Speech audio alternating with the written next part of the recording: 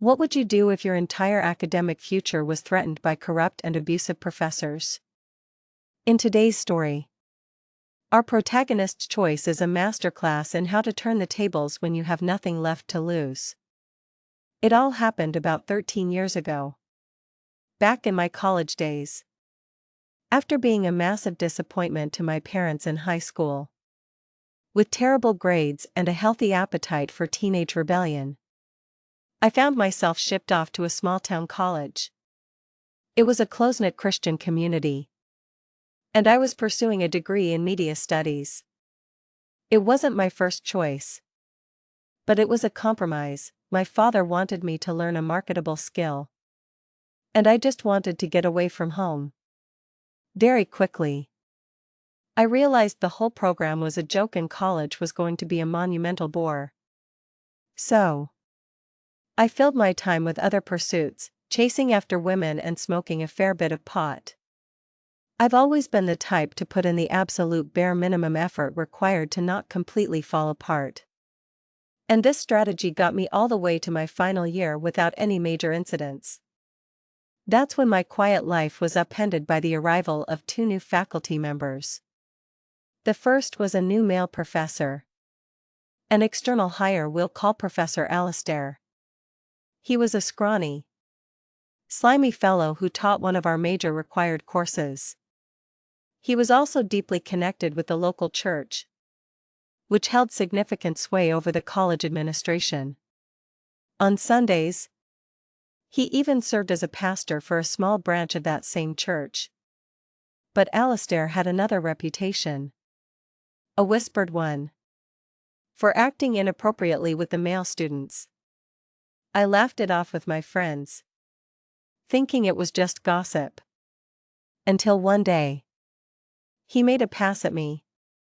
And it wasn't just verbal. I shoved him off me, my voice shaking with a mix of shock and anger. I told him I wasn't gay, reminded him he was my teacher, and told him to get a grip. Looking back, in my youthful, freshly assaulted state, I screamed some things that were definitely homophobic. I'm not proud of those words, but I'm not sorry for what happened next.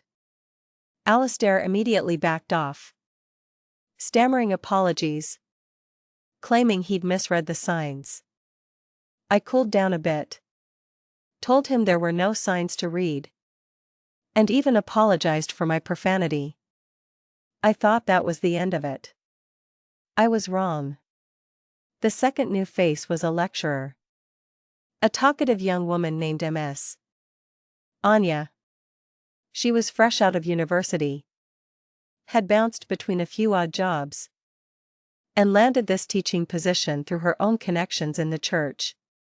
She was a local girl who had actually graduated from this same college and was on very friendly terms with the dean of our department, Dean Miller. Ms. Anya and I got off to a rocky start. During a class debate on art, she started seeing Christian theology in a Picasso painting, and I found it ridiculous. I argued back. She put me down, and I didn't really care. But just to be a thorn in her side, I made a point of writing essays that systematically dismantled her arguments. In return, she marked my work with extreme prejudice, supplementing the terrible grades with little notes about her low opinion of my intelligence. It became a petty game between us. Now, Ms. Anya seemed to have a wandering eye, but only for the good-looking boys in class. She was notoriously harsh with the female students. Except for one, a girl named Chloe. Chloe had been in our class from the start. She was a local who lived off campus and had always kept a low profile, not a star student, but not a slacker either. But as soon as Ms.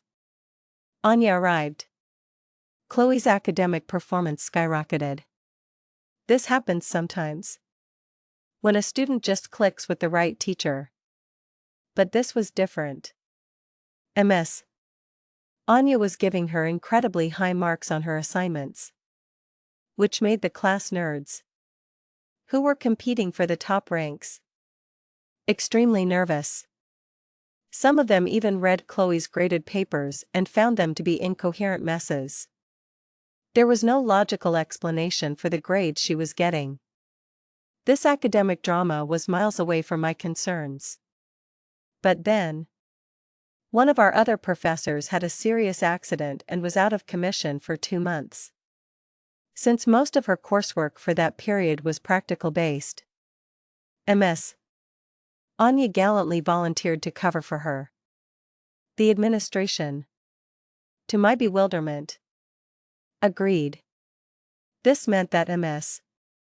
Anya was now in charge of grading us for 3 different subjects.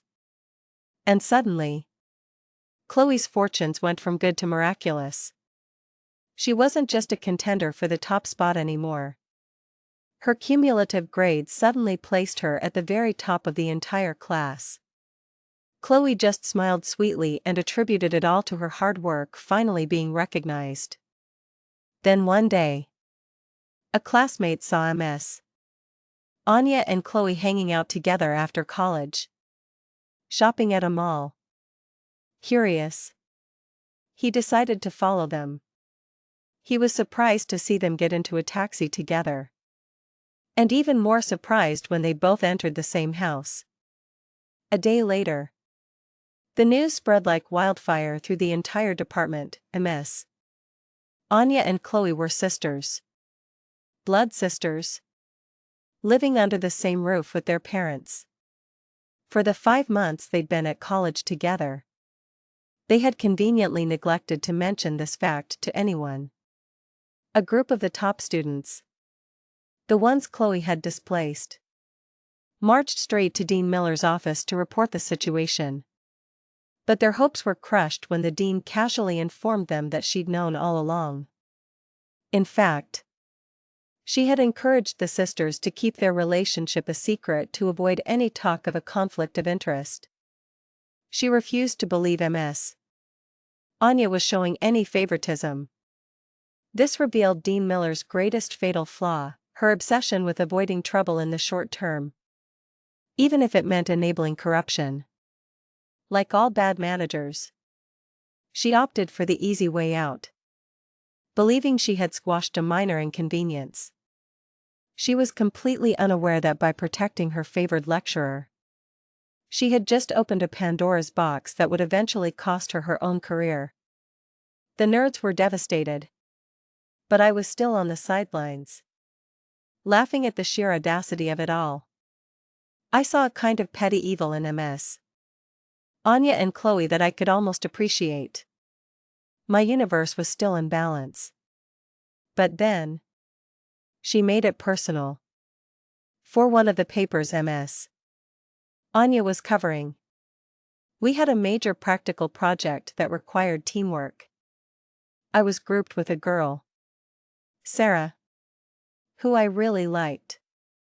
For the first time in my college career, I decided to throw my minimum effort policy out the window to impress her. We poured our hearts into the project. And as we worked, a little rom-com of our own began to blossom. By the time we submitted it, Sarah and I were an item. Then Ms. Anya dropped a bomb on it. She treated our hard work as just another move in her personal game against me. She gave us a failing grade and filled the remarks with the same choice insults she usually reserved just for me, but this time directed at both of us. Meanwhile, Chloe received top marks for a laughably shoddy project. Sarah was heartbroken. She sobbed on my shoulder. My pride was wounded, and I finally decided it was time to settle the score with Ms. Anya. This was over a decade ago when the world was just waking up to social media. Our department had a lively group on an old platform that doesn't exist anymore. Ms. Anya and Chloe weren't in the group, but a few other faculty members were. I started writing and posting long, satirical sketches that ridiculed Ms. Anya's teaching and her not-so-subtle favoritism for her sister. I mostly just wanted to annoy her. But I was also hoping a faculty member might take notice. The posts got a lot of laughs from the other students. But the teacher stayed silent. Not one to be discouraged. I wrote my masterpiece, a vicious, nasty caricature of Ms. Anya. Designed to hurt. I posted it. Gloated with a few friends in the comments.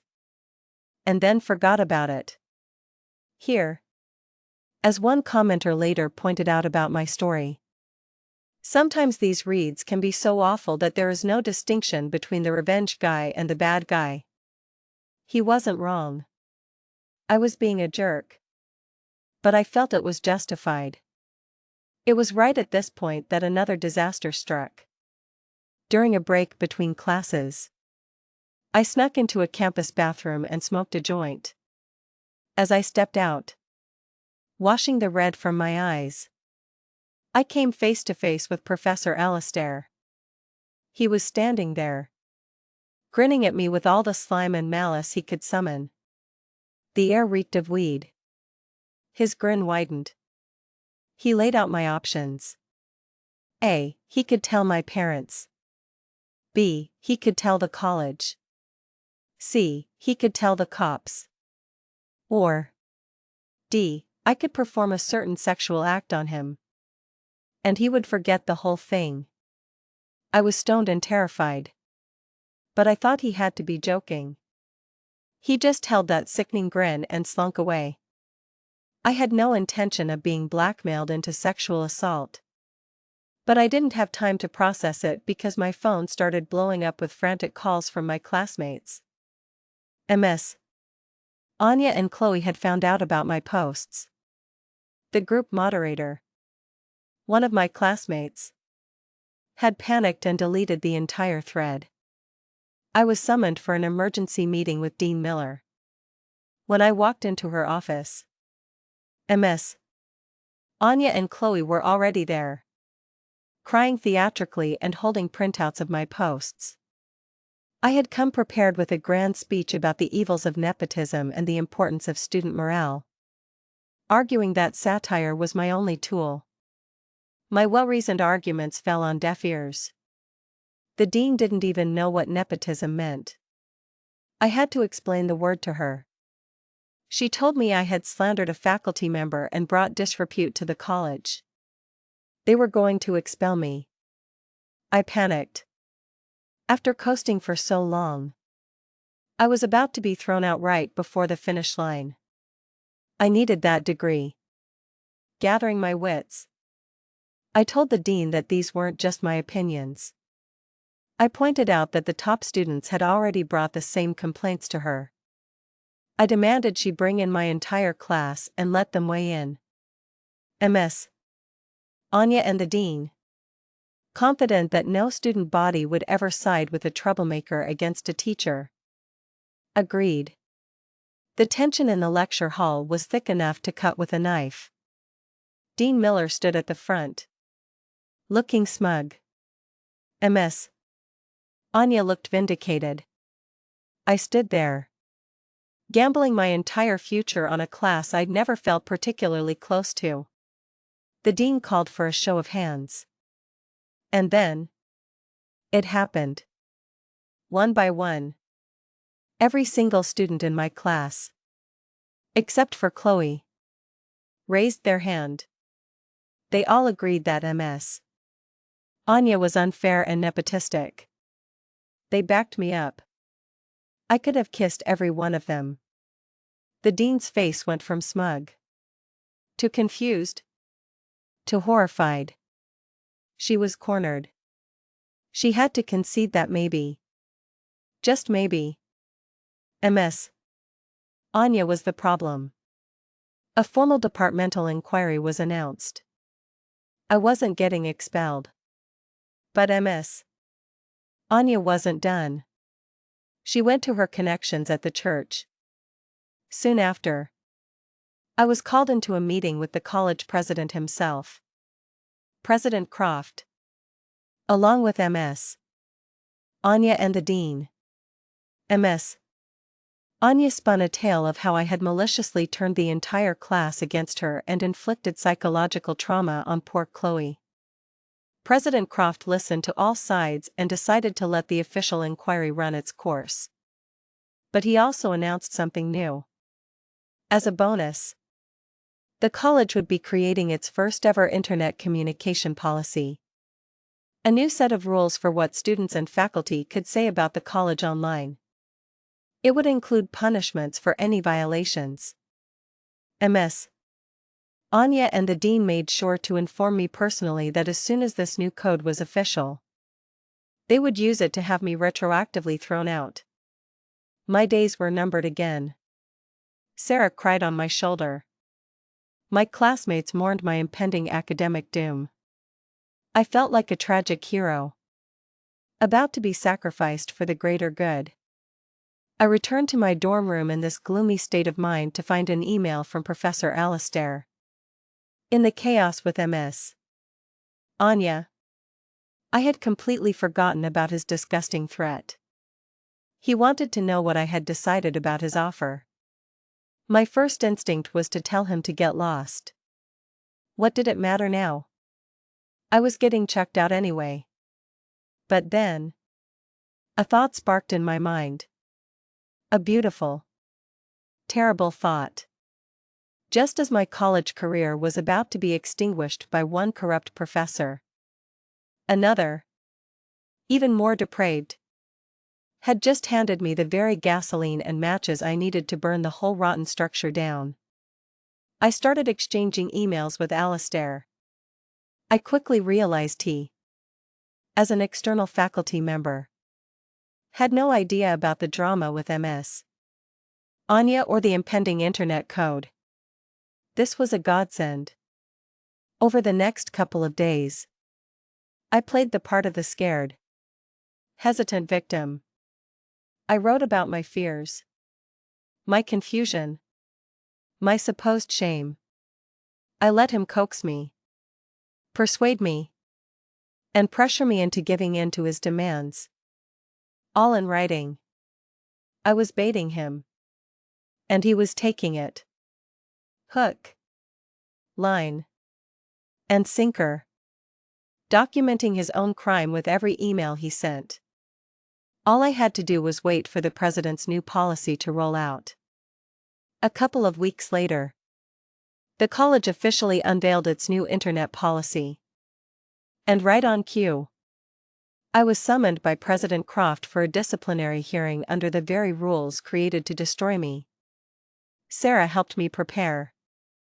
I wrote a new speech. A much shorter and more effective one. I printed out my entire email exchange with Professor Alastair. The whole sordid story. And bound it neatly in a file. I went to the president's office a little before the scheduled hearing. His demeanor was stern, ready to deliver my sentence. I didn't say a word. I just handed him the file. I watched his face as he began to read. I saw the sternness dissolve into confusion, then widen into shock, and finally settle into a look of pure, unadulterated horror. The power in the room shifted so fast it was almost audible. I calmly asked him how Professor Alastair's emails, sent from his faculty account to a student, would score on the college's brand new internet code.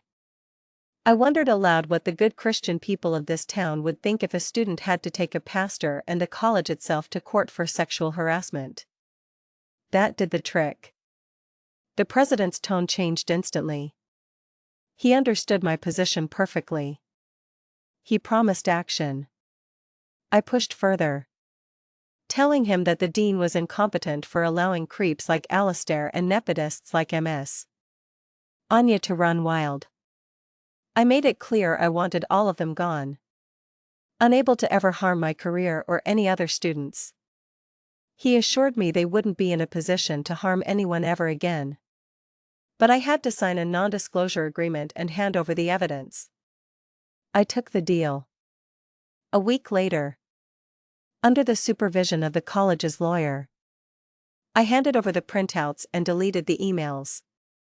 Professor Alastair's contract was terminated immediately, and he was expelled from his church. No one ever knew the real reason. His life was ruined. The last I heard, he was unemployed and living with his mother. Dean Miller was quietly let go.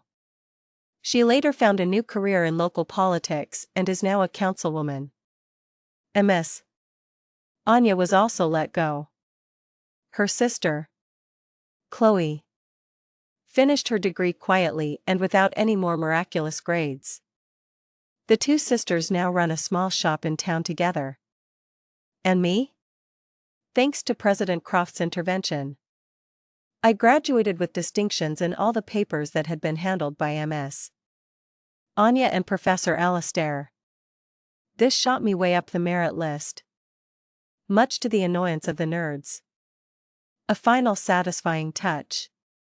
As one person commented on my story, you made 3 people that were screwing not only you but lots of students lose their jobs only based in your planning and actions. If this isn't pro, I don't know what is. I wasn't a hero. I was just a pesky kid who got lucky when a professor's depravity gave me the perfect weapon. In the end, I learned that the very systems put in place to control you can sometimes become the tools of your own liberation. My revenge was calculated and complete. But I had to play a dirty game to win. So, where do you draw the line between justice and vengeance? Let me know what you think in the comments below.